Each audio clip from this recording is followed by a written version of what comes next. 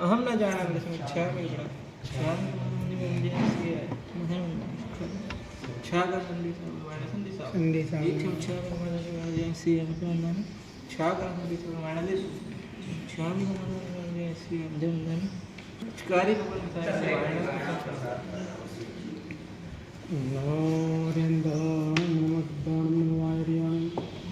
नमो वज्रायणं नमो लोय सुब्रताहनं हे स्वपञ्चनमुक्कारो स्वपापणास्नो मङ्गलां द्रव्यसिं ब्रह्मं वै मङ्गलं नमो दुर्वाररागादिभैरिवारनिवारणे अर्हते योगिनाथाय महावीराय तारिणे पन्नगे च सुरेन्द्रे च कौशिके पादसंस्पृशि निर्विशेषमनस्काय श्रीवीरस्वामी नमः।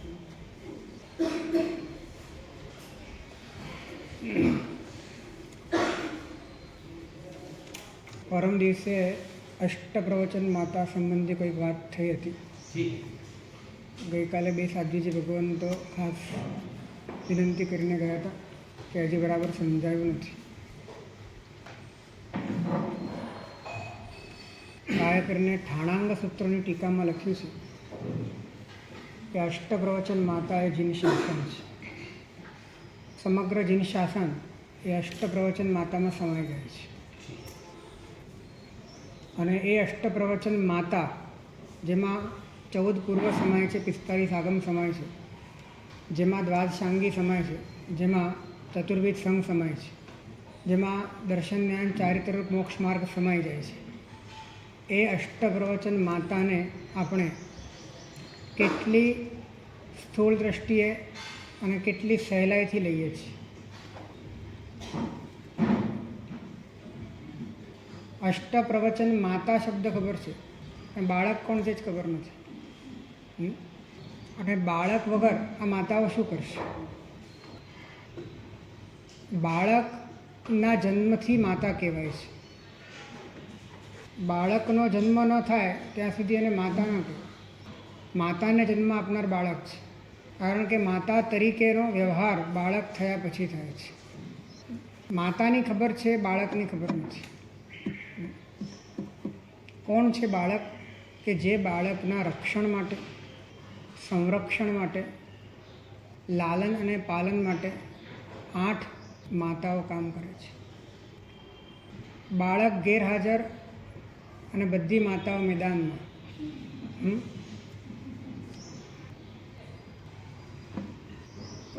તો કાર્ય થતું નથી। માતાનું કાર્ય તો બાળકને આશ્રય છે। બાળક નથી તો માતાનું કાર્ય શું? બાળકનું નામ છે સ્વાનુભૂતિ અને સ્થિરતા। આ બાળક છે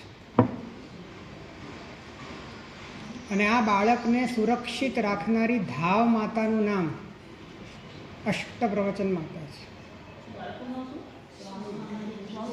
સ્વાનુભૂતિ અને સ્થિરતા એ બાળક છે, ક્રમશઃ છે। એ જ આગળ જતાં સ્વાનુભૂતિ સ્થિરતામાં રૂપાંતરિત થાય છે। તો ધાવ માતા અનેક હોય, રાજમાતા એક હોય, અને અનેક છે માટે અષ્ટપ્રવચન માતા છે, 8 છે। પણ એને જન્મ આપનારી માતા, આ બાળકને જન્મ આપનારી માતા કોણ છે? રાજમાતાએ બાળકને જન્મ આપ્યો હોય પછી ધાવ માતાઓનું કાર્ય શરૂ થાય। એ રાજમાતા અને રાજકુમાર બંનેને સાચવવાનું કામ ધાવ માતા કરે છે। ધાવ માતા માત્ર બાળકને નથી સાચવતી, એ રાજમાતાને પણ સાચવે છે અને બાળકને પણ સાચવે। તે રાજમાતાનું નામ છે ધ્યાન। ધ્યાનમાંથી જ અનુભૂતિનો પ્રાગટ્ય થાય છે। ધ્યાનમાંથી જ પોતાના તત્વનો યથાર્થ બોધ પ્રગટ થાય છે। ધ્યાનના માધ્યમે જ અનંતકાળથી આત્મા અને પરમાત્મા વચ્ચેનો ભેદ સમાપ્ત થાય છે. યત્ર ગચ્છતિ પરમ પરિપાકમ પાક શાસનમ અપી તૃણકલ્પમ સ્વપ્રકાશ સુખબોધમયમ તદ ધ્યાનમેવ ભવનાશી ભજત. મહોપાધ્યાયજી કહે છે, ભવનો નાશ કરનાર જો કોઈ હોય તો એ ધ્યાન છે. ભવનાશી કેવું ધ્યાન? સ્વપ્રકાશ સુખબોધમયમ તદ, જ્યાં સ્વનો પ્રકાશ, સ્વનો બોધ અને સ્વનું સુખ, અને જ્યાં સ્વ સમજાય છે, જ્યાં સ્વ અનુભવાય છે, એટલે જણાય પણ છે, અનુભવાય પણ છે, અને એના કારણે પરમ આનંદની તમને સ્પર્શના પણ થાય છે. આ ત્રણે ત્રણ એક જ વસ્તુ છે, જુદી વસ્તુ નથી. આવા બોધને ઉત્પન્ન કરનાર ધ્યાન છે. સ્વપ્રકાશ સુખબોધમયમ તત્ ધ્યાનમેવ ભવનાશી ભજદ્વ. એવા ભવનાશી એવા ધ્યાનનું તારે સેવન કરવું જોઈએ.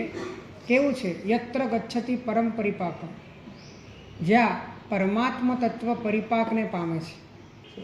જે રીતે કાચી કેરીને ઘઉંની ગુણીમાં નાખો તો પરિપાકને પામે છે, એ રીતે ભીતરમાં રહેલું પરમાત્મ તત્વ એ તમારી પર્યાયમાં પાકીને બહાર ઝળુંબે. એ પરિપાક ધ્યાનના માધ્યમે થાય છે. યત્ર ગચ્છતિ પરમ પરિપાકમ પાક શાસનમ અપી તૃણકલ્પમ. અને જે ધ્યાનની ધારામાં ઇન્દ્રની પદવી પણ ઘાસના તણખલા જેવી ભાસે છે, એવા ધ્યાનનું તારે સેવન કરવું. ધ્યાનમાંથી જ અનુભૂતિ પ્રગટ થાય છે. આ રાજમાતાને જન્મ આપનારી માતાનું નામ તત્વ જિજ્ઞાસા છે. તત્વ જિજ્ઞાસા ધ્યાનને જન્મ આપે છે, અને ધ્યાન સ્વાનુભૂતિને જન્મ આપે છે. ઉપમિતિમાં કહ્યું છે કે આ ધ્યાન અને ધ્યાનથી ઉત્પન્ન થયેલો જે પોતાનો સ્વભાવ, 5 મહાવ્રત હોય, 12 ભાવના હોય, પિંડ વિશુદ્ધિ હોય, 25 ભાવના મહાવ્રતની હોય, કે પછી અષ્ટપ્રવચન માતા હોય, સમિતિ ગુપ્તી હોય, કાંઈ પણ, આ બધી જેટલી પણ વ્યવસ્થા છે, બધી જ વ્યવસ્થા માત્ર ને માત્ર ધ્યાન યોગના રક્ષણમાં. ઉપમિતિમાં સિદ્ધર્ષિ ગણીએ આ વાત કરી છે. સાધુનામ શ્રાવકાણામ ચ મૂલોત્તર ગુણૈ ક્રિયા ઘટિતા નિખિલા બાહ્યા ધ્યાન યોગાર્થ મીરિતા. બધી જ ક્રિયાઓ અને બધી જ વ્યવસ્થા માત્ર ધ્યાન માટે આયોજિત કરવામાં આવે. ધ્યાન સિવાય જો તમે ધ્યાનને નથી સમજતા તો 100% અષ્ટપ્રવચન માતાને નહીં સમજી શકો. જો તમે ધ્યાનને નથી સમજતા તો તમે 5 મહાવ્રતને નહીં સમજી શકો. જો તમે ધ્યાનને નથી સમજતા 12 ભાવનાને નહીં સમજી શકો. બધાનો સંબંધ ધ્યાન સાથે છે. ધ્યાન નીકળી ગયું, આ બધું જ નિષ્પ્રાણ અને હેતુવિહીન થઈ જશે. આના આંકડા કેવી રીતે ગોઠવવા એકબીજા સાથેના એ સમજાશે પણ નહીં. આ બધાને જોડનાર જો કોઈ પરિબળ હોય તો એ માત્ર ને માત્ર ધ્યાન.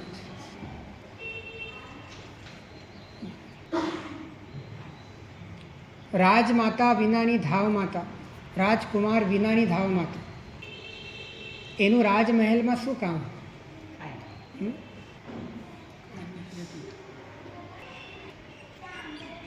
એ રીતે રાજકુમાર વિનાની ધાવ માતાઓ જેમ એ નિષ્પ્રયોજન લાગે છે, એ રીતે ધ્યાન અને ધ્યાનથી ઉત્પન્ન થયેલ સ્વાનુભૂતિ એના વગર અષ્ટપ્રવચન માતાઓ એનું અનુસંધાન સમજાતું જ નથી. એ શેને માટે છે, કેમ છે, શું છે, ખબર જ નથી પડતી.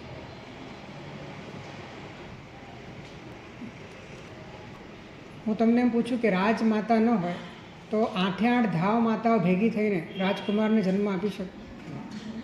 કેમ ના આપી શકે? 8 રાજમાતાઓ ભેગી થાય તો પણ રાજકુમારને જન્મ ના આપી શકે. પણ રાજકુમારનો જન્મ થઈ ગયા પછી રાજમાતા મરી ગઈ હોય તો ધાવ માતાઓ એનું લાલન પાલન કરી એને કાયમ માટે ટકાવી શકે, એને પરિપક્વ કરી શકે, એને મોટો કરી શકે. એનો અર્થ શું થયો કે ધ્યાનના બેઝ વગર તમે અષ્ટપ્રવચન માતાઓનું કાર્ય એને ઊભું રાખી શકતા નથી. ધ્યાન એ રાજમાતા છે. એનાથી જન્મ થાય છે અંદરની અનુભૂતિનો, અંદરની પરિણતિનો, અંદરની પ્રતીતિનો, અંદરની અલિપ્તતાનો, નિર્લેપતાનો. આને જન્મ આપનાર ધ્યાન છે. અને એના સંરક્ષણ માટે જે પદ્ધતિઓ અને જે ભગવાનની દ્રવ્ય આજ્ઞાઓ ઉપયુક્ત થાય છે એનું નામ ધાવ માતારૂપ અષ્ટપ્રવચન માતા છે. ધ્યાનને સમજ્યા વિના તમે સમિતિને જ ધ્યાન કહી દો. ધાવ માતાને માતા કહેવામાં વાંધો નથી, પરંતુ એ માતા ત્યારે છે કે જ્યારે રાજમાતા હતી. રાજમાતા હતી ત્યારે ધાવ માતા છે. રાજમાતા ન હોય તો ધાવ માતાનો પ્રશ્ન જ નથી આવતો. એ રીતે ધ્યાન છે અને એના માધ્યમે તમારા ભીતરમાં એ પરમાર્થની વાત કંઈક ઉઘડી છે અને એના સંરક્ષણ માટે આ બધી વાતો ઉપયુક્ત થઈ રહી છે. તો પછી તમારા એ ઉપકારના અભિવ્યક્તિમાં એમને તમે માતા કહો છો. પરંતુ રાજમાતા છે જ નહીં અને ધાવ માતા જ માતા છે, આવું કેવી રીતે બની શકે? ઘણી વખત આવી પ્રરૂપણા થાય છે કે સમિતિ જ ધ્યાન છે, એરિયા સમિતિ તમે નીચે જોઈને ચાલે ધ્યાન છે, એ ધ્યાન છે. હવે ધ્યાન તો ખબર જ નથી અને જે કરો છો એ ધ્યાન છે. અને જે કરો છો એનાથી તમે કાંઈ સાચવો છો, કંઈ સુરક્ષિત રાખો છો, કંઈક તમારી પરિણતિને તમે કોર્ડન કરી રહ્યા છો એવું તો તમને અનુભવ થતો જ નથી, કેમ કે પરિણતિનો જ જન્મ થયો નથી, હજી અનુભૂતિ પ્રગટ થઈ નથી, અંદરમાં કોઈ સ્પર્શ થયો નથી. તો તમે માત્ર એક દ્રવ્યથી, બાહ્યથી, સ્થૂળથી જે ક્રિયા કરો છો અને એ ક્રિયાને જ તમે ધ્યાન માની લો છો, તો આ બહુ મોટું મિસકન્સેપ્શન છે. ધાવ માતા માતા છે, પણ રાજમાતા હોય તો ધાવ માતા માતા છે. એ રીતે જીવનમાં ધ્યાનની ધારા છે, જીવનમાં ભીતરનો ઉઘાડ છે, તો એની સુરક્ષા કરનાર એવી જે પણ પરમાત્માની દ્રવ્ય આજ્ઞાઓનો પોતાના જીવનમાં થનારો લાભ છે ત્યારે એને આપણે માતા કહી શકીએ છીએ. નહીં તો એ અનુસંધાન નહીં થઈ શકે, મિસકન્સેપ્શન છે. હા, ધ્યાન તો ધ્યેયનું જ હોય. ધ્યાન કોનું હોય? અને ધ્યેય તો એક જ છે, એના સિવાય કોઈ ધ્યેય નથી. ધ્યાતાંતરાત્મા ધ્યેયસ્તુ પરમાત્મા પ્રકીર્તિત ધ્યાનમ ચૈકાગ્ર સંવિત્તિ પરંપરા સમાપત્તિ તદેકતા. શું એટલે અંતર્મુખ થાય એ ધ્યાતા છે. અંતર્મુખ, બહિર્મુખ નહીં. અંતર્મુખ થાય તે શું છે? ધ્યાતા છે. અને ધ્યેય કોણ છે? તો કે પોતાના ભીતરમાં રહેલું પોતાનું જે શાશ્વત પરમાત્મા સ્વરૂપ છે. એ પરમાત્મા સ્વરૂપ શું છે? ધ્યેય છે. પોતાનું દ્રવ્ય ગુણ પર્યાયમાં વ્યાપ્ત એવું સદાકાળ અને શાશ્વત એવું અખંડ ચૈતન્ય ઘન, આનંદ ઘન એવું જે એક પોતાનું હોવા સ્વરૂપ, જ્ઞાન સ્વરૂપ જે પોતાનું તત્વ છે, એ તત્વ જ પોતાના માટે શું છે? ધ્યેય છે. અને એ ધ્યેયને અભિમુખ થવું, અભિમુખ થવા માટે બહારની જંજાળ છોડવી પડે. જેને બહારની જંજાળ છોડી તે અંતરાત્મા છે. અને અભિમુખ થવું એ ધ્યાન છે. ધ્યાનમ ચૈકાગ્ર સંવિત્તિ. ધ્યાન એટલે ધ્યેય પ્રત્યે એકાગ્ર થવું. એકાગ્ર, એકાગ્ર એટલે હજી બે વચ્ચે દૂરી છે. હે, બે વચ્ચે હજી કાંઈક ફાંસલો છે, પણ એ દૂરીને દૂર કરવાની પ્રક્રિયાનું નામ ધ્યાન છે. રિઝલ્ટનું નામ છે સમાપત્તિ તદેકતા. જ્યારે રિઝલ્ટ મળી ગયું, જ્યારે તમે એકાકાર થઈ ગયા, જ્યારે એ ભેદ મટી ગયો, જ્યારે અભેદ આવી ગયો, ત્યારે સમાપત્તિ છે, ત્યારે અનુભૂતિ છે. તો ધ્યાનથી જ અનુભૂતિ પ્રગટ થાય છે. અનુભૂતિ પછીનું આ બધી ક્રિયાઓ. એટલે જેમ રાજમાતા વગર રાજમાતાને સમજ્યા વગર, એટલે કે એની હયાતી વગર ધાવ માતા ન હોય. એટલે ધાવ માતાઓનું ખરું કાર્ય એ બાળકના જન્મ પછી છે. તેમ છતાં બાળકના જન્મ પહેલાં ધાવ માતા રાજમાતાને બાળકના જન્મ માટે સહયોગ કરી શકે, પણ જન્મ આપી ન શકે, જન્મ માટે સહયોગ કરી શકે. અને કદાચ એનો સહયોગ ન હોય તો રાજમાતા જન્મ ન જ આપી શકે એવું પણ નથી.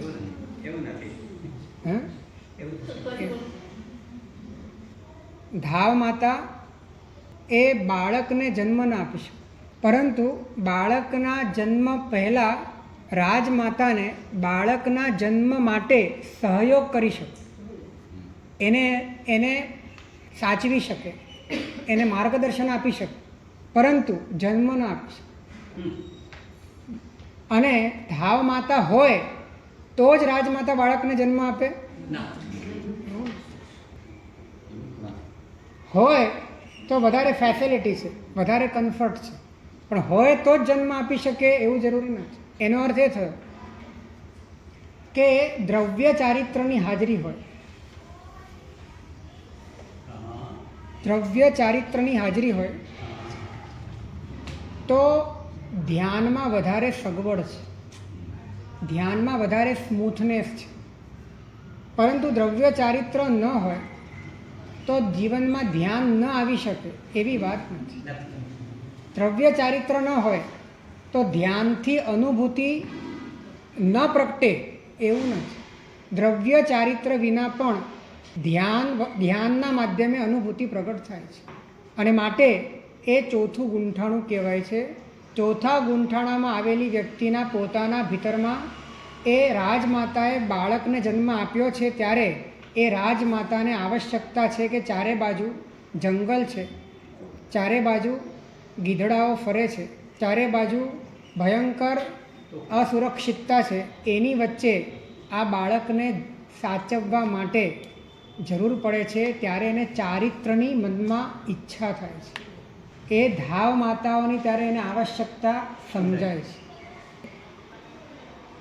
આપણે આખી વાત ઊંધી સમજ્યા છે.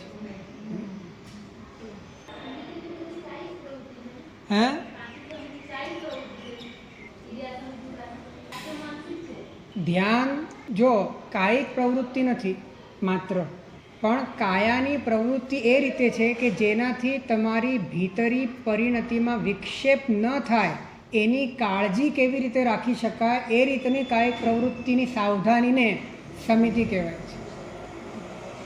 સમજી લેજો, અહીંયા નાનામાં નાનું ડગલું એવી રીતે ભરવાનું છે કે તમને અંદરમાં કોઈ આંચકો ના લાગવો જોઈએ, અંદરનું જે તમારું પાત્ર છે એ ઢળવું ના જોઈએ, એ સહજતા કાયમ ટકી રહે, અંદરની સ્થિતિ તમારી કાયમ બરકરાર રહે. એને માટે બહારના પ્રયત્નોમાં જે રીતની સાવધાની જોઈએ એ સાવધાનીનું નામ સમિતિ છે. ને આ જીવવાની વાત છે.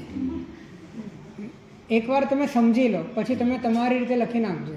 સમજશો તો એ તમારા માટે વધારે કામનું છે. તો આ રીતે વિચારીએ તો આપણા રાજમહેલમાં રાજમાતા નથી, આપણા રાજમહેલમાં હજી બાળક નથી, પરંતુ આપણા રાજમહેલમાં ધાવ માતાઓ છે. અને બધી ધાવ માતાઓ પરસ્પર અથડાય છે, કેમ કે શું કરવાનું છે ખબર નથી, કોને સાચવવાનું છે એ તો ખબર જ નથી. રાજકુમાર છે, શરૂઆત ધાવ માતાથી કરાવે છે. માટે ન ધાવ માતા સમજાય છે અને ન ધાવ માતાઓ પાસેથી જે કામ લેવાનું છે એ કામ લઈ શકાય છે, કશું જ નથી થતું. એટલે વાસ્તવમાં ધર્મની શરૂઆત એ પરમાત્મ તત્વ પ્રત્યેની ભક્તિથી, સમર્પણથી અને ધ્યાનથી થાય છે. પરમાત્મ તત્વ પ્રત્યેની ભક્તિ,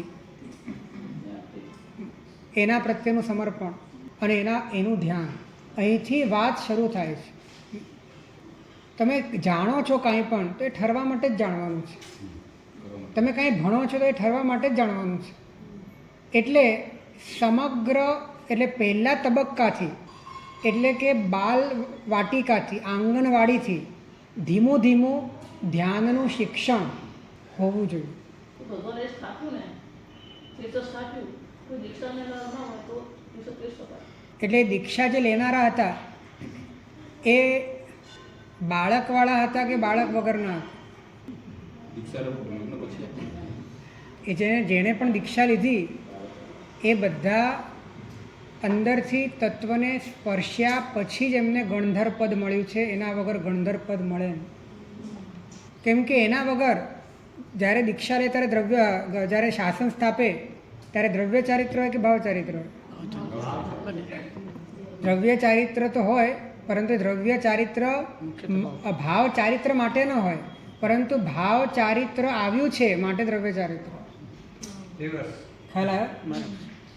ભાવચારીથી તો પરમાત્માની સ્પર્શના પછી એવું હા, એટલે પરમાત્માને જોયા, પરમાત્માને સમજ્યા, તત્વની વાણી સાંભળી અને આખું અંતરમાં પરિણમન થયું. અને પરિણમન થતાની સાથે ભીતરમાં એ ધ્યાનની ધારાએ, ધ્યાન જરૂરી નથી કે તમે કોઈ જગ્યાએ બેસીને કરો. ધ્યાન એ અંતર્મુખ તમારી પરિણતિ છે. એ ચાલતા ચાલતા પણ થઈ શકે, પણ તમારો આખો કન્સેપ્ટ બદલાઈ ગયો, તમે અંતર્મુખ થઈ.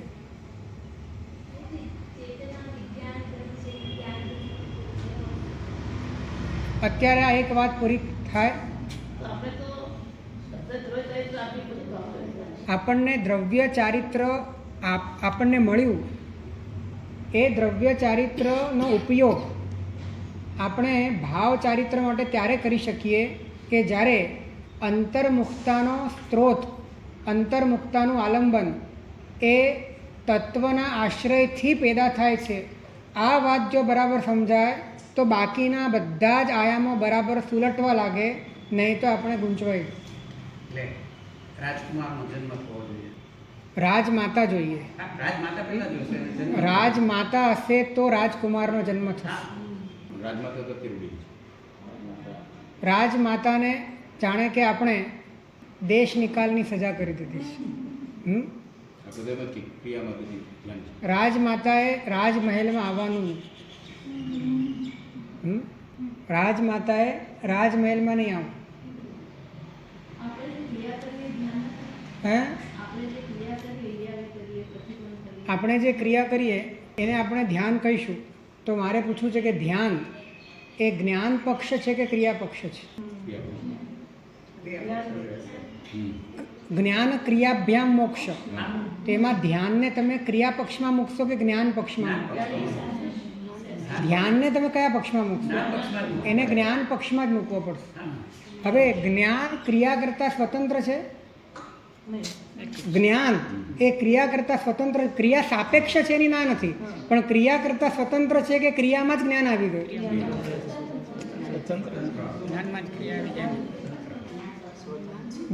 જો સ્વતંત્ર ન હોય તો જ્ઞાન ક્રિયાભ્યામ એમ બે શબ્દ મૂકવાની જ જરૂર. બરાબર છે?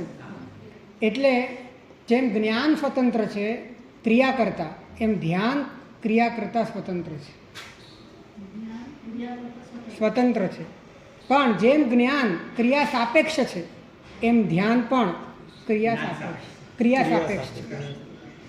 એટલે ધ્યાનમાં ક્રિયા સહાયક બને છે. ધ્યાનમાં ક્રિયાઓ સહાયક બને છે. જ્ઞાન વિશેષ સહાયક બને. હા, જ્ઞાન વિશેષ સહાયક બને ને. જ્ઞાન વિશેષ સહાયક બને. જ્ઞાન પોતે જ ધ્યાનમાં પરિણમે, પરંતુ એ પરિણમનમાં ક્રિયાઓ નિમિત્ત રૂપે સહાયક બને છે. તો એ સહાયક બને છે એટલે કારણમાં કાર્યનો ઉપચાર કરી વ્યવહારની શૈલીથી એને ધ્યાન કહેવામાં આવે છે. પરંતુ એ કારણમાં કાર્યનો ઉપચાર છે. અને ઉપચાર ક્યારે થાય? જ્યારે બીજી વસ્તુ હોય તો ઉપચાર થાય. એટલે ધ્યાન નામની સ્વતંત્ર વસ્તુ છે માટે ક્રિયામાં ઉપચાર થાય છે. જો ધ્યાન નામની સ્વતંત્ર વસ્તુ જ ના હોય તો ક્રિયામાં ઉપચાર થવાનો પ્રશ્ન જ નથી આવતો. આપણે જો ધ્યાન એ ક્રિયા જ હોત, ક્રિયા એ જ ધ્યાન હોત, તો છ પ્રકારના અભ્યંતર તપમાં ધ્યાનને સ્વતંત્ર મૂકવાની જરૂર ક્યાં હતી? એવી રીતે જાણ જયણ સંગયા વિસુજ્યમાણ ભાવા, એમાં અધ્યયન એ તો ક્રિયા છે અને એ તો જ્ઞાનાચારની ક્રિયા છે. તેમ છતાં ધ્યાનને જુદું મૂકવાની જરૂર ક્યાં પડી? ધર્મ ધ્યાન શુક્લ ધ્યાન ન ધ્યાયા. હવે આખો દિવસ ક્રિયા કરી કરીને લોટપોટ તમે વળી જાઓ અને તો પણ જો તમે ચિંતન ન કરો તો તમને અતિચાર લાગે છે. તો ધર્મ ધ્યાન શુક્લ ધ્યાન ન ધ્યાયા એ ક્રિયા કરતાં ધ્યાનની સ્વતંત્રતા ઘોષિત કરવા માટે શું અતિચાર મૂક્યો છે?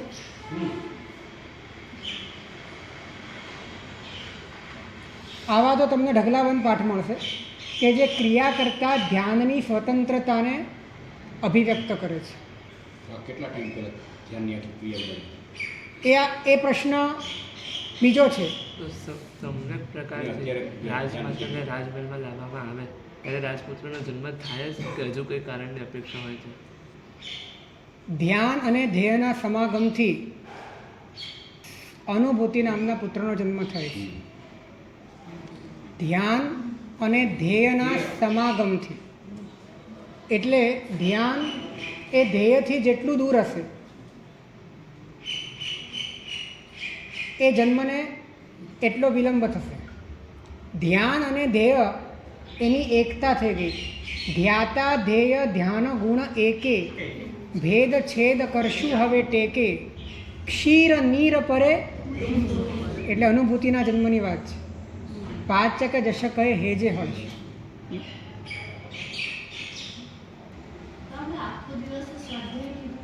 સ્વાધ્યાય પણ છે ને માટે સ્વાધ્યાય એ ધ્યાન નહીં. જો સ્વાધ્યાય એ ધ્યાન હોય તો પડમે પોરીથી સજ્જાય અને પછી બીજા પોરસીમાં શું કીધું? બીએ જાણો. જો સ્વાધ્યાય એ જ ધ્યાન હોત તો બીજી પોરસીમાં ધ્યાન મૂકવાની જરૂર ક્યાં હતી? પહેલી પોરસીમાં સ્વાધ્યાય મૂક્યો, બીજી પોરસીમાં ધ્યાન મૂક્યું છે. તો સ્વાધ્યાય અને ધ્યાન વચ્ચે ફરક શું? જો સૂત્ર પોરસી એને તમે સ્વાધ્યાય માનો અને અર્થ પોરસી એને તમે ધ્યાન માનો, તો મારે પૂછવું છે કે અનુપ્રેક્ષા વગેરે પંચવિધ સ્વાધ્યાય જે કીધો એ પંચવિધ સ્વાધ્યાયમાં જ અર્થ પોરસીનો સમાવેશ થઈ જાય છે. એટલે કે અર્થ ભણવા એ વાચના, પૃચ્છના, પરાવર્તના, અનુપ્રેક્ષા અને ધર્મકથા, આ 5 પ્રકારના સ્વાધ્યાયમાં જ અર્થચિંતન આવી જાય છે. તો એને ધ્યાન શબ્દ વાપરવાની ત્યાં જરૂર નથી. તો પહેલી પોરસી પણ સ્વાધ્યાય અને બીજી પોરસી પણ સ્વાધ્યાય જ થઈ જશે. સમજાય છે હું શું કહેવા માગું છું? એટલે ખરેખર પહેલી પોરસીમાં સૂત્રની સાથે અર્થ આપવામાં આવે છે અને માટે જ ઉદ્દેશ, સમુદ્દેશ અને અનુજ્ઞા આ 3 પહેલી પોરસીમાં છે. બીજી પોરસીમાં ઉદ્દેશ, સમુદ્દેશ, અનુજ્ઞા નથી. તો અનુજ્ઞાનું સૂત્ર શું છે?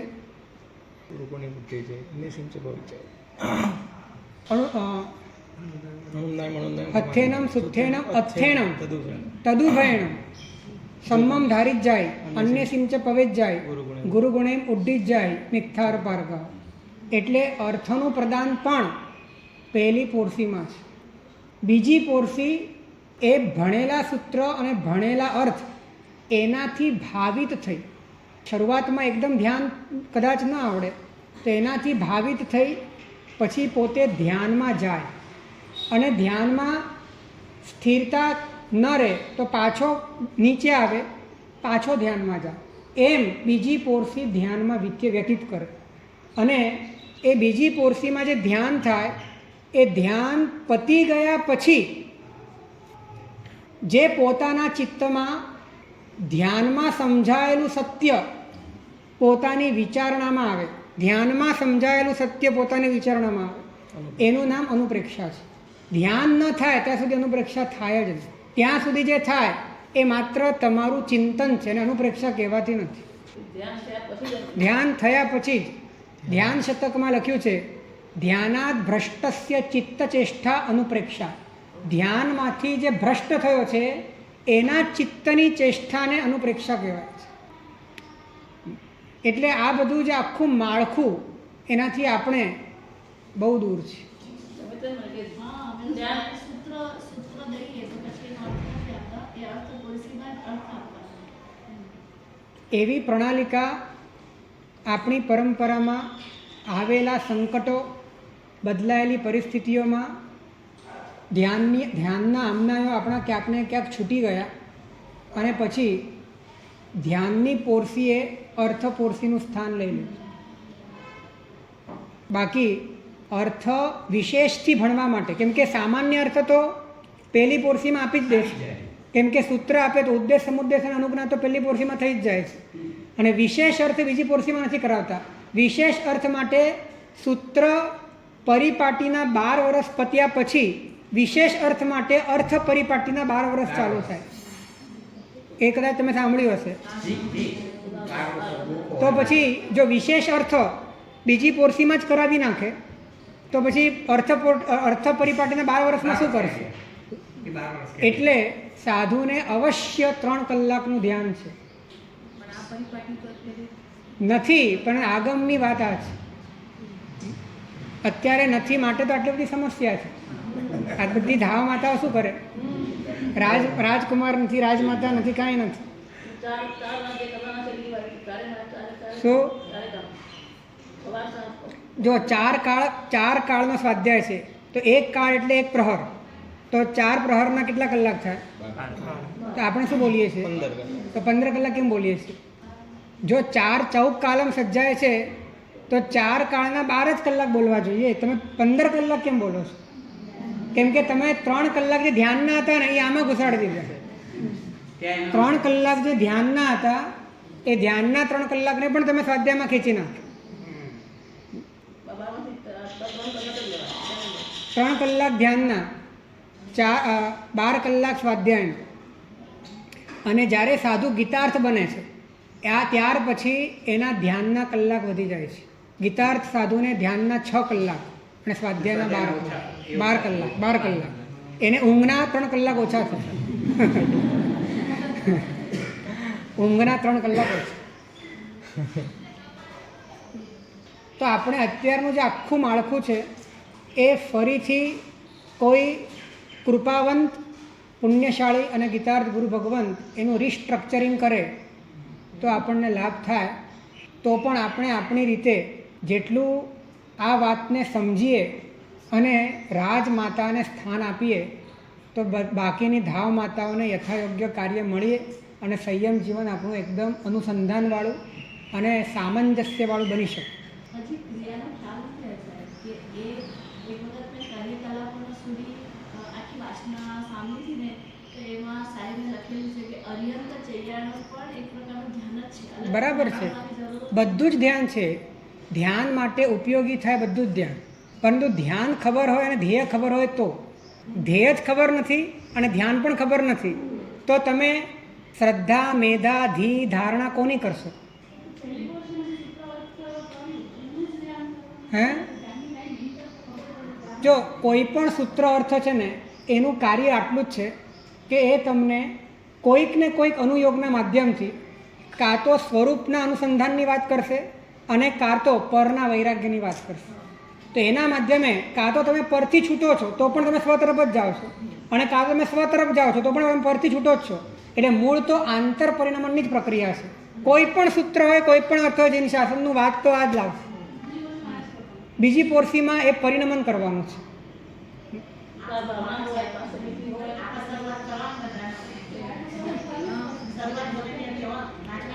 જો અમે તમને અત્યારે દિશા બતાડીએ છીએ અને ચાલવા માટે કઈ રીતે ચાલી શકાય એની પદ્ધતિ આગમ સાપેક્ષ, શાસ્ત્ર સાપેક્ષ અને સાધના સાપેક્ષ બતાડીએ છીએ. પછી તમારા પોતાનો વ્યક્તિગત પુરુષાર્થ જ તમને આમાં આગળ લઈ જશે. સાહેબ ક્રિયાનો પણ બતાવ્યું. અમને સૌથી વધારે અમને ક્રિયા જ આવે છે આખા દિવસ. એમાં કઈ રીતે આપણે અંદર પરિણત થઈ?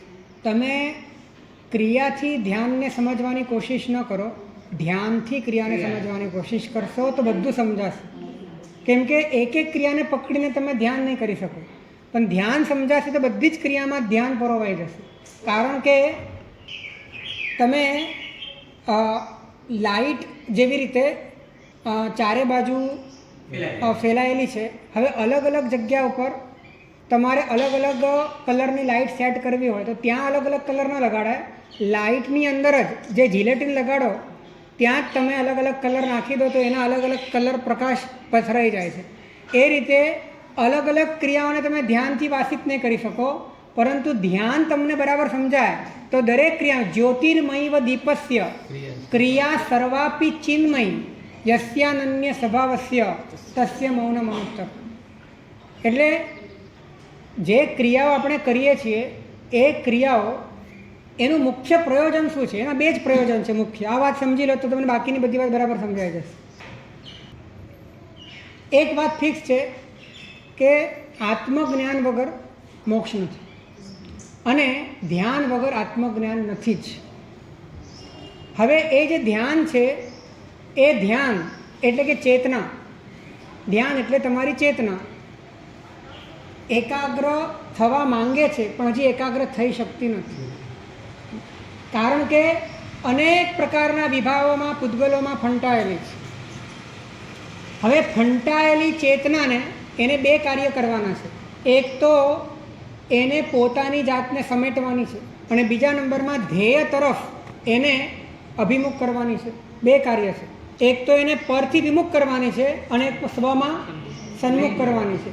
તો આ બે કાર્ય કરવા માટે પોતે સમર્થ નથી તો એ સમર્થતા લાવવા માટે એને કોઈક આધાર જોઈએ છે, ટેકો જોઈએ છે. એના માટેનું જે આલંબન છે ને એ આલંબનને આપણે ક્રિયા કરીએ આવી વાત છે. અને માટે ક્રિયાને ઉપચારથી ધ્યાન કહેવામાં હે એકાગ્ર થયેલા ઉપયોગને ધ્યાન કહેવાય છે. પણ એકાગ્ર એક ને અગ્ર અને એક એટલે પોતાનું સ્વરૂપ. એક વાત ધ્યાનમાં રાખજો, ધ્યેય અને આલંબન બે વચ્ચે બહુ મોટો ભેદ છે. જે ધ્યેય હોય તે આલંબન ક્યારે ના હોય અને જે આલંબન હોય તે ધ્યેય ક્યારે ના હોય. હા, બે વચ્ચે ભેદ છે. સમજાવો. મંજિલ અને પગથિયા. તો પગથિયા મંજિલમાં જવા માટે આલંબન છે અને મંજિલ તમારું ધ્યેય છે. તો આલંબન ક્યારે ધ્યેય બની શકે અને ધ્યેય ક્યારે આલંબન બની શકે? ના બની શકે. એ રીતે ધ્યેય એ માત્ર ને માત્ર તમારું સ્વરૂપ છે અને ત્યાં સુધી તમારા ધ્યાનને તમારે લઈ જવું છે. એ બહાર ફંટાય છે તો એને ક્યાંક પકડી રાખવું છે, એને અંદર તરફ સ્મૃતિમાં જાગૃતિમાં લાવવું છે. તો એને માટે વચ્ચે વચ્ચેના જેટલા પણ પગથિયા છે, જેટલા પણ આલંબન છે એને ધ્યેય નહીં કહેવાય, એને આલંબન કહેવાશે. તો ક્રિયા એ ધ્યેય છે કે આલંબન છે? આલંબન છે. તો એનો અર્થ એ થયો તો ધ્યાન આલંબનનું હોય કે ધ્યાન ધ્યેયનું હોય? ધ્યાન ધ્યેયનું હોય. પણ એ ધ્યેયનું ધ્યાન ધરવા માટે હજી ચેતના સ્વતંત્ર નથી તો એને કાંઈક જોઈએ છે વચ્ચે ટકી રહેવા માટે. નહીં તો એ ક્યાંક ફંટાઈ જ જશે, એ બહાર જતી જ રહેશે, એ અશુભમાં ચાલી જ જશે. તો એને જે વાડ બાંધી આપવાનું કામ કરે છે એ ક્રિયા છે. તો આ રીતે ક્રિયા ધ્યાનમાં ક્યાંક કામ લાગે છે એ માટે ઉપચારથી વ્યવહાર નહીંથી એને પણ શું કહેવાય? આ રીતની વાત છે. બાકી તમે ધ્યાનને ઉડાડી દો અને ક્રિયા જ ધ્યાન છે તો તમે જૈન શાસનની આખી વ્યવસ્થાને તમે ડામાડોળ કરી નાખો.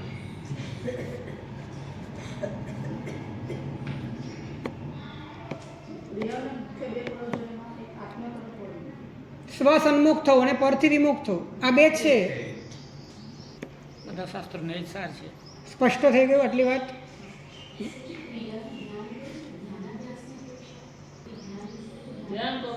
મૂળ ધ્યાન એટલે કે જે ઉપયોગ તમારો અંતર્મુખ થવા ચાહે છે અને બહિર્મુખતા તોડવા માંગે છે એવા ઉપયોગને યોગના માધ્યમે જે સપોર્ટ મળે છે કે જે ક્રિયાઓ કરવાથી, જે વાતાવરણમાં રહેવાથી, જે સૂત્ર અર્થ બોલવાથી, જે અધ્યયન કરવાથી તમારા ભીતરમાં આ કાર્ય બહુ સુપેરે થાય છે. તો એ ક્રિયા ધ્યાન માટે કેટલી બધી સહાયક બને છે. તો માટે એ ક્રિયાને હવે તમે જે કરો છો એ ધ્યાનાભ્યાસ જ છે. કેમ કે હજી એ વાત હજી સ્પષ્ટ નથી થઈ તમને. જ્યાં સુધી એ સ્પષ્ટ નથી થતી ત્યાં સુધી ધ્યાનનો અભ્યાસ છે. એ સ્પષ્ટ થવા લાગે પછી ધ્યાન છે અને જ્યારે પ્રગટ થઈ જાય ત્યારે અનુભૂતિ છે. તો જ્યાં સુધી તમને સ્પષ્ટ નથી થતી વાત ત્યાં સુધી ધ્યાનાભ્યાસ જ છે. પરંતુ એ ધ્યાનાભ્યાસમાં કોણ કામ લાગે છે? ક્રિયા. ક્રિયા. સ્પષ્ટતા એ બૌદ્ધિક છે કે પરોક્ષ છે? અણસાર છે. શું? આયુક્ત મુનિએ જે ઇન્દ્રિયાવય કરી અને કેવલ જ્ઞાન પ્રાપ્ત કર્યું તે ક્રિયાના માધ્યમે એટલે એ ક્રિયાએ એમને વિશ્વના સર્વ જીવો પ્રત્યે પોતે વિરાધક બની શકે છે એવી સ્થિતિનો પોતે ત્યાગ કર્યો. એટલે કે જે પોતાનાથી વિરાધના થઈ, જે પોતાની બહિર્મુખતા થઈ, તે સર્વ જીવોને ખમાવતા એટલા અંતર્મુખ થઈ ગયા કે વિરાધના જે માધ્યમોથી કરી શકાય એ માધ્યમમાં પણ પોતે બચ્યા નહીં. એટલા બધા અંતર્મુખ થઈ ગયા કે ઈર્યાવય પણ પૂરી ન થઈ અને કેવું જ્ઞાન થઈ. એટલે ક્રિયા એ તમને અંતર્મુખ થવાનું, કોઈ પણ આલંબને અંતર્મુખ થવા માટેનું એક પ્લેટફોર્મ છે. પ્લેટફોર્મને તમે ટ્રેન ન કહી શકો. એ પ્લેટફોર્મ છે, ત્યાંથી ટ્રેન પસાર થાય છે, એ સુવિધા છે અને માટે એને ઉપચારથી વ્યવહારને ધ્યાન કહે છે. પણ ક્રિયા અને ધ્યાન એ બે વચ્ચે પરિપૂરક ભાવ છે, પણ બે એક નથી. એટલે આપણું જ્ઞાન છે, જ્ઞાનને કરતા અંતર્મુખ કરતા ધ્યાન મળી જાય. જ્ઞાન એ જ ધ્યાન બની છે. જ્ઞાનની તીક્ષ્ણતા ધ્યાન, જ્ઞાનની તીક્ષ્ણતા એ જ ધ્યાન છે. જ્ઞાન પોતે પોતાનામાં સમાયું એ જ ધ્યાન. અને સમાવા માટે, બહિર્મુખતા તોડવા માટે, અંતર્મુખતા લાવવા માટે જેટલી પણ નિમિત્ત આજ્ઞા છે પરમાત્માની એ તમને ઉપયોગમાં આવે છે, એ ક્રિયા છે. અને એ ક્રિયા ધ્યાન માટે સહકાર કરે છે, પરસ્પર ભેગા મળીને કામ કરે છે. માટે ક્રિયાને ધ્યાન કહેવાય. આ અપેક્ષા એ વાત છે.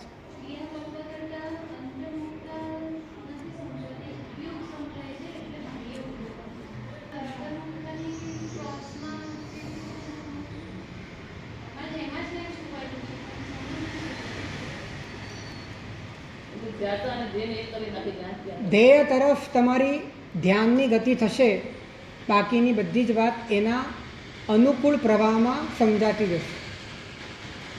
તો ગુપ્તિ અને સમિતિ આ રાજકુમારને સાચવનારી ધાવ માતાઓ છે. હવે એમાં ગુપ્તિ શું છે અને સમિતિ શું છે? સમય તો થઈ ગયો છે આપણો પૂરો. તો આ જ વાત આવતીકાલે થોડી વિશેષતાથી કરશું કે કઈ રીતે સમિતિ અને ગુપ્તિ કામ કરે છે. અને માટે આપણે ત્યાં જો ક્રમ પણ કેવો બતાડ્યો, તન નાણી તિહિમ ગુપ્તો ખવે ઉસાસ. તો પહેલાં શું મૂક્યું? તન નાણી. તન નાણી એટલે જ્ઞાની. જ્ઞાની એટલે રાજકુમાર.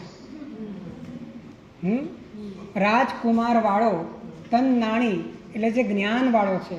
અને જ્ઞાનવાળો હોવાના કારણે કેવો છે? તિહિમ ગુપ્તો. 3 ગુપ્તિથી ગુપ્ત છે.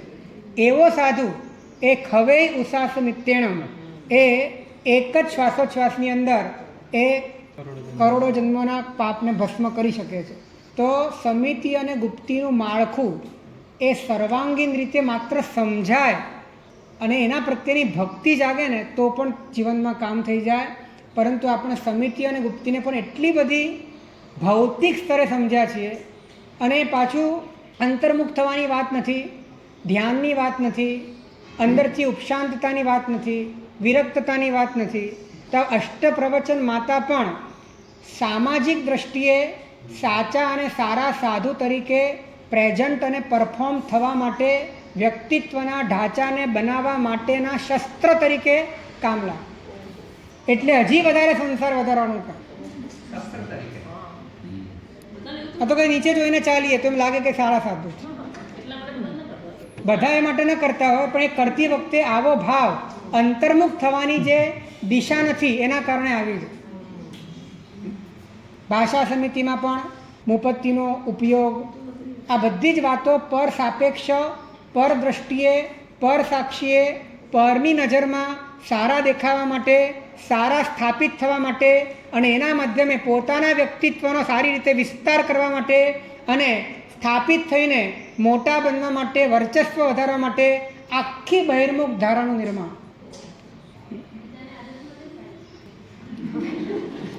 પાછી ચાપખા ખવાય. શું કે? એ કે બીજાને આલમ પણ મળે ને. જ્યાં સુધી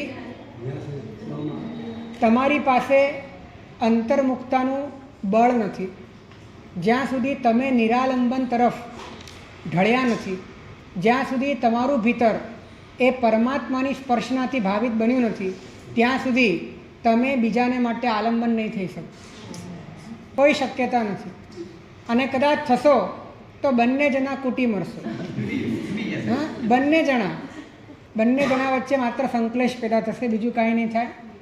માટે જે મહાપુરુષોએ પોતાના જીવનમાં આવી સાધના કરી છે, વર્તમાન પ્રવાહને ધ્યાનમાં રાખીને કોઈ સમજવાવાળું નહોતું, કોઈ સમજવા તૈયાર નહોતું, તો એમણે પોતાની સાધના પોતે કરી અને પોતાના જીવનથી એમણે આદર્શ આપ્યો. અને પોતાની વાંચનામાં એમને જેટલું કહેવાતું હતું એટલું કહી દીધું, પોતાના પુસ્તકોમાં જેટલું લખાતું હતું એટલું લખી દીધું. અને એમણે આશા રાખી કે જ્યારે કાળ પાકશે ત્યારે થશે. પણ વાત તો આ જ છે, આના સિવાય બીજી કોઈ વાત નથી. માટે આપણે જો સાચા પથ ઉપર ચાલવા માંગતા હોઈએ તો જૈન શાસનનું આખું માળખું એના મૂળથી લઈને અગ્રભાગ સુધી યથાર્થ રીતે સમજીને પછી એને આદરીએ તેની આખી વાત જ ન્યારી છે. એનું પરિણામ પણ બહુ મધુર છે. તો આપણે પ્રયત્ન કરીએ.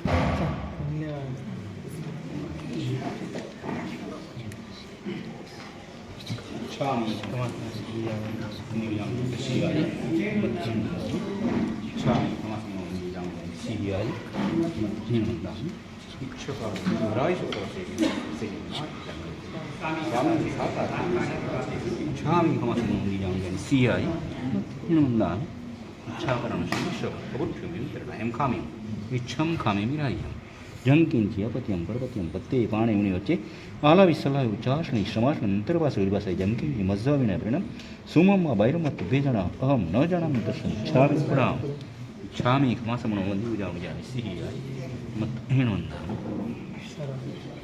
સર્વમંગલ માંગલ્યમ સર્વકલ્યાણ કારણમ પ્રદાન સર્વધર્માણમ જૈનમ જયતિ.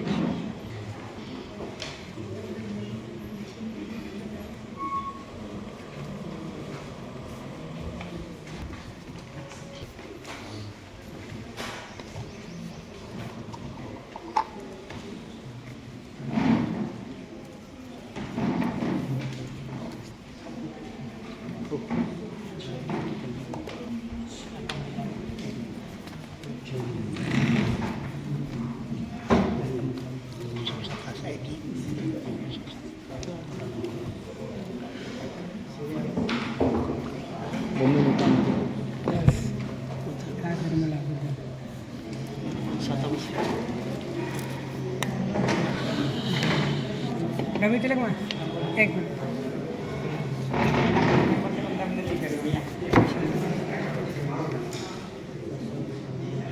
બાપા મારા ત્યાં અત્યારે 800 કિલોમીટર ચક્કર કરાવી દીધો.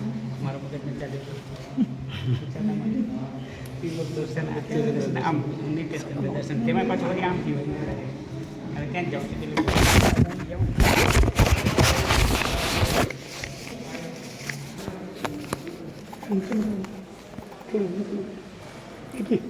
થેલી નીચે મૂક.